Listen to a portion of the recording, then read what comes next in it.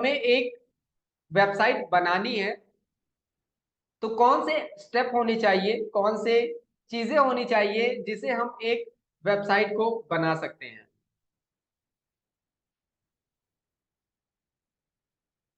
सबसे पहले आपका पर्पस क्लियर होना चाहिए। वेबसाइट बनाने से पहले बेसिकली आपकी जो वेबसाइट है आपके पेपर पे बन जानी चाहिए, उसका स्ट्रक्चर बन जाना चाहिए कि मेरी जो वेबसाइट है उसमें कौन कौन से पेजेस होने चाहिए, कौन कौन से प्रोडक्ट्स होने चाहिए, और मैं ये जो वेबसाइट बना रहा हूं उसका मेन पर्पस क्या है, मैं करना क्या चाहता हूं इस वेबसाइट से। अगर आपका पर्पस क्लियर नहीं होगा तो थोड़ा सा मुश्किल हो सकता है। आप कंफ्यूज रहेंगे कि मैं किस बेस पर अपनी वेबसाइट को बनाऊं, अपनी वेबसाइट को खड़ी करूं। तो सबसे पहले आपका पर्पस क्लियर होना बहुत जरूरी है। आप अपना पर्पस क्लियर कीजिए कि वेबसाइट को क्यों बना रहे हैं। उसके बाद आपका एक बारी पर्पस क्लियर हो जाए तो आप जाएंगे गूगल पर। गूगल पर जाके रिसर्च करेंगे आपके निश से रिलेटेड, जो आप वेबसाइट को बनाना चाहते हैं उससे रिलेटेड आप रिसर्च करेंगे कि मान लीजिए मैं डिजिटल स्किल कैपिटल की वेबसाइट को बना रहा हूं। इस वेबसाइट को बनाते समय मैंने अराउंड समथिंग 10 से 15 वेबसाइट्स को रिसर्च किया था। मैंने देखा था वहां पे कि उन लोगों ने किस तरह की वेबसाइट को बनाया हुआ है, उनके पेजेस कैसे बने हुए हैं, उन्होंने अपने प्रोडक्ट्स को कैसे रखा हुआ है। तो इससे हुआ क्या कि मेरे माइंड में भी एक माइंड मैप बन गया कि मुझे भी अपनी वेबसाइट पे ऐसे ऐसे पेजेस बनाने हैं, ऐसी ऐसी चीजों को रखना है। यहाँ पे ये मतलब नहीं कि हम उनको कॉपी कर रहे हैं, यहाँ से ये मतलब है कि हम उसको रिसर्च करके उन चीजों को बना रहे हैं। अगर आप चाहें तो वहां से कुछ कंटेंट उठाना चाहते हैं तो उठा सकते हैं, बट कॉपी पेस्ट नहीं करेंगे। अगर आप कॉपी पेस्ट करके रखेंगे तो उसकी जो रैंकिंग है कम हो जाएगी। कॉपी पेस्ट नहीं करना है, आपने अपने हाथों से खुद लिखना है। रिसर्च के बाद आपको प्लानिंग करनी पड़ती है, जैसा मैंने आपको बताया। प्लानिंग में आप सबसे पहले क्या करेंगे, आप स्ट्रक्चर की प्लानिंग करेंगे कि आपका जो पेज है, आपकी जो वेबसाइट है उसमें कौन कौन से पेजेस होने चाहिए। उसमें होम पेज होना चाहिए, एक प्रोडक्ट का पेज आप रखेंगे, कॉन्टैक्ट अस पेज रखेंगे, अबाउट अस का पेज रखेंगे, और पॉलिसी पेज रखेंगे, और ब्लॉग्स रखेंगे। ये कुछ इंपॉर्टेंट पेजेस हैं। जब भी आप वेबसाइट बनाने बैठेंगे तो आप ध्यान में रखिएगा कि इतने पेजेस मुझे तो बनाने, ये इंपॉर्टेंट है।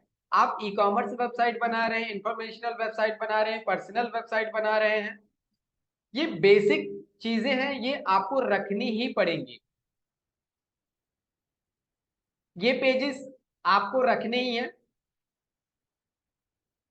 ये स्ट्रक्चर है आपकी वेबसाइट का। जब भी बनाने बैठे एक बारी आप इसकी स्क्रीनशॉट ले लीजिए। ये पेजेस आपकी अपनी वेबसाइट पर होनी चाहिए। उसके बाद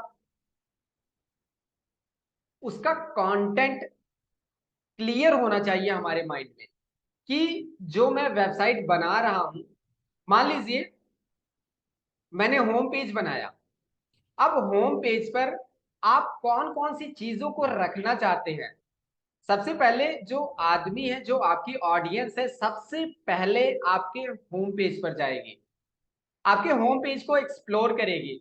अगर आपने विद इन 10 सेकेंड आपने अपनी ऑडियंस का अटेंशन ग्रैब कर लिया, आपने रोक लिया अपनी वेबसाइट पर, तो आप ज्यादा चांसेस है कि वो आपका कस्टमर बन सकता है। अगर कस्टमर के पास इतना पेशेंस नहीं है, वो आता है, देखता है, फटाफट उसको चाहिए क्या, वो देखता है और निकल लेता है। अगर आप उसका अटेंशन ग्रैब कर सकते हैं अपने होम पेज पर ही, वो तो product page, contact us page, about us page, ये सब बाद में आएंगे, लेकिन सबसे पहले वो लैंड करेगा आपके होम पेज पर। तो उसका जो स्ट्रक्चर, उसका जो कंटेंट है, अटेंशन अटेंशन ग्रैबिंग कंटेंट होना चाहिए। जब भी आप उसका कंटेंट बनाएंगे तो आपको क्लियर होना चाहिए कि आप कौन सा कंटेंट रखेंगे कि हमारे कस्टमर को सबसे पहले वैल्यू मिले। 1 मिनट के लिए मैं आपको प्रैक्टिकल दिखाऊंगा तो थोड़ा सा समझ में आएगा।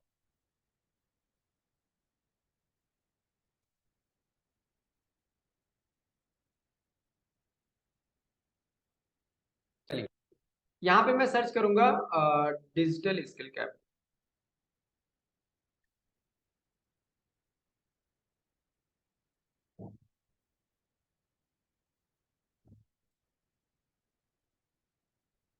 अब यहाँ पे क्या है, मैंने यहाँ पे दिया हुआ है,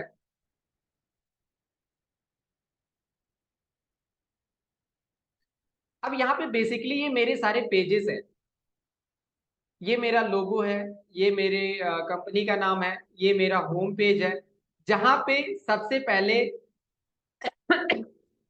सबसे पहले मैंने लैंड किया। सबसे पहली जो आपकी ऑडियंस होगी सबसे पहले आपके होम पेज पर लैंड करने वाली है। उसके बाद यहाँ पे कोर्सेज है, यहाँ पे कॉन्टेक्ट अस का पेज है, और यहाँ पे अबाउट अस है, यहाँ पे ब्लॉग है। मैंने इतने सारे पेजेस को बनाया हुआ है। अब यहाँ पे मैंने बताया सबसे पहले उसको बड़ी बड़ी हेडिंग्स में क्या लिखा हुआ है, add wings to your career and business, मतलब कि अपने बिजनेस और करियर में पंख ऐड कीजिए ताकि आप उड़ान भर सके। मैंने साथ में ही मैंने ज्यादा समय नहीं वेस्ट किया कि इस वेबसाइट पर आने के बाद उसको क्या मिलेगा, मैंने यही बता दिया, यही पे बता दिया कि आप डिजिटल मार्केटिंग सीखिए आसान हिंदी भाषा में, अपने बिजनेस और करियर को दीजिए एक नई पहचान। अगर अब यहाँ पे ऑडियंस रुकना चाहती है, अगर उसके काम की चीज है यहाँ पे, तो वो यहाँ पे रुकेगी, अदरवाइज यहीं से भाग जाएगी। उसको ज्यादा कंफ्यूज नहीं करना है ऑडियंस को। आगे चलेंगे तो यहाँ पे मैंने कुछ स्टैट्स दिए हुए हैं कि 2025 तक भारत में डिजिटल मार्केटिंग का बजट 50,000 करोड़ पार कर लेगा। क्या आप तैयार हैं एक नए अवसर के लिए? तो मैंने ये कुछ स्टैट्स दे दिए, मैंने कुछ डिजिटल मार्केटिंग की चीजों के बारे में बता दिया कि आप इस इंस्टीट्यूट से क्या क्या सीखेंगे, आप कैसे कैसे सीखेंगे, वो सारी चीजें मैंने दे दिया, किसके लिए है वो दे दिया मैंने। और यहाँ पे अपने मैंने कोर्सेज दे दिए कि अगर आप जिस कोर्सेज में एक्सप्लोर करना चाहते हैं, यहाँ पे ज्वाइन नाउ पे क्लिक करेगा, वो सीधा पहुंच जाएगा। Are you ready? मैंने ज्यादा समय नहीं वेस्ट किया, मैंने थोड़े समय में ज्यादा से ज्यादा वैल्यू देने की कोशिश की कि जो हमारा ऑडियंस है वो कंफ्यूज ना हो, सीधा पहुंच जाए अपने टॉपिक पर।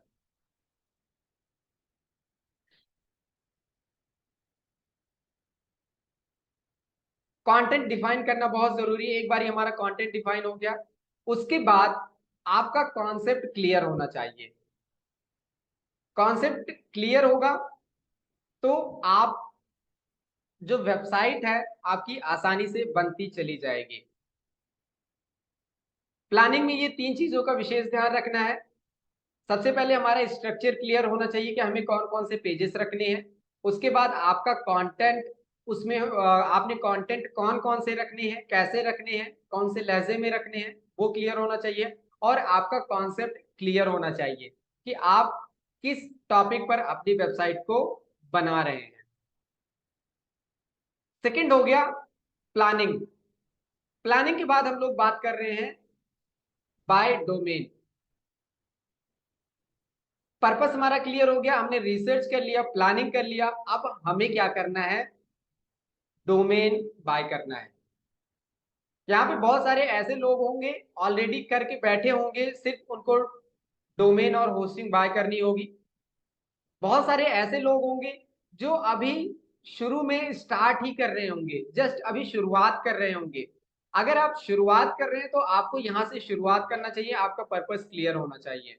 रिसर्च करना है, प्लानिंग करनी है, डोमेन को बाय करना है, उसके बाद आपको एक होस्टिंग बाय करनी है।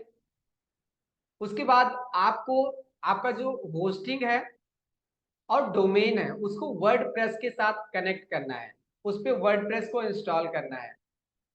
ये सारी चीजें बेसिकली हम लोग प्रैक्टिकल देखेंगे, अभी समझ में नहीं आएगा कि कैसे होता है, हम लोग देखेंगे प्रैक्टिकल। डिजाइन एंड क्रिएट, अगर एक बार आपकी वेबसाइट कंप्लीट, आपकी वेबसाइट पे आपके होस्टिंग पे वर्डप्रेस इंस्टॉल हो जाता है, उसके बाद आप अपनी वेबसाइट को बनाना शुरू कर सकते हैं।